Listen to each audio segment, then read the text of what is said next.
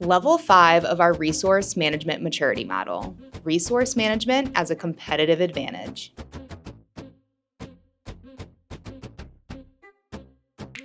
This is the pinnacle, and it's not just theoretical. Organizations at level 5 exist, and they share one thing in common. Their strategy is credible because they have the people and the plan to execute it. At level 5, resource management becomes your competitive advantage, both for your business and for your people. So what does level 5 actually look like? Resource management has evolved into a formal resource management office, or RMO. Now, for some organizations, an RMO isn't an official department. It's an executive level commitment that resource managers have a seat at every table. Either way, the outcome is the same. Leadership is confident that their plans are backed by real resource commitments and capability development. Let me walk through what this looks like day to day. Vision to execution mapping becomes standard practice.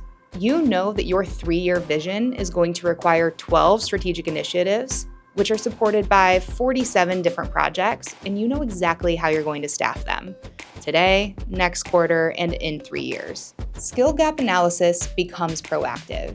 You know that in order to achieve your strategic goals, you need specific capabilities by Q2 next year. And here's what makes level 5 different: accountability. Your plans are realistic because you've done the legwork to get there. The business impact at level 5 is transformative. Your organization consistently delivers on commitments because resource planning was part of day one. And when you need to pivot, you can, because leadership understands the trade-offs. But here is what often gets overlooked: the impact on your people. At level 5, there is clarity in both the roadmap and the skills needed.